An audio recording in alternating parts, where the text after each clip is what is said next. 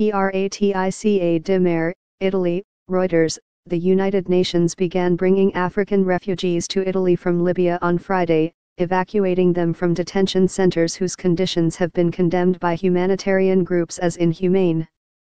Hundreds of thousands of migrants have fled conflict or poverty at home and are now trapped in Libya, where they had hoped to pay people smugglers for passage to Europe via Italy. It is the first time the UN High Commissioner for Refugees, UNHCR, in Libya has evacuated refugees directly to Europe. An Italian C-130 military plane landed at an airport south the capital, carrying 110 women and children, and a second flight is expected to bring more than 50 people later in the day. The African migrants, including many small children, were covered in blankets or bundled in coats as they disembarked from the plane on a chilly evening.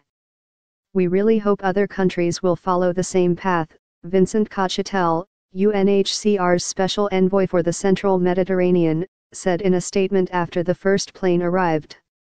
Some of those evacuated suffered tremendously and were held captive in inhumane conditions while in Libya. 5 of these women gave birth while in detention, with only the very limited medical assistance, Cochetel said. The UNHCR estimates about 18,000 people are being held in detention centers for immigrants that are controlled by the Tripoli government, and it aims to evacuate as many as 10,000 next year.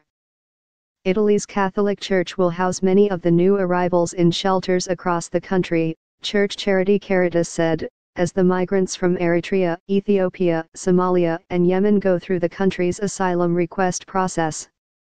Migrant arrivals to Italy have fallen by 2/3 since July from the same period last year after officials working for the UN-backed government in Tripoli persuaded human smugglers in the city of Sabratha to stop boats leaving. Italy is also bolstering the Libyan Coast Guard's ability to turn back boats. Italy's move to open a safe corridor for some of the migrants follows criticism by rights groups who have condemned the country's efforts to block migrants in Libya in exchange for aid, training, and equipment to fight smuggling. "This should be a point of pride for Italians," Interior Minister Marco Minniti told reporters on the tarmac. "This is the just beginning. We will continue to try to open this humanitarian corridor." Migrant smuggling has flourished since the overthrow of Muammar Gaddafi in 2011, with more than 600,000 making the perilous journey across the central Mediterranean in 4 years. Tens of thousands of migrants are estimated to be detained by smugglers, and the African Union says that as many as 700,000 migrants are in Libya. The UNHCR has registered more than 44,000 as refugees and asylum seekers.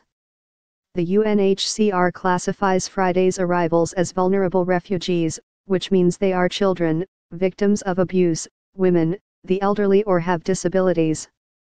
Reporting by Roberto Mignucci and Steve Scurer, editing by Jeremy Gaunt.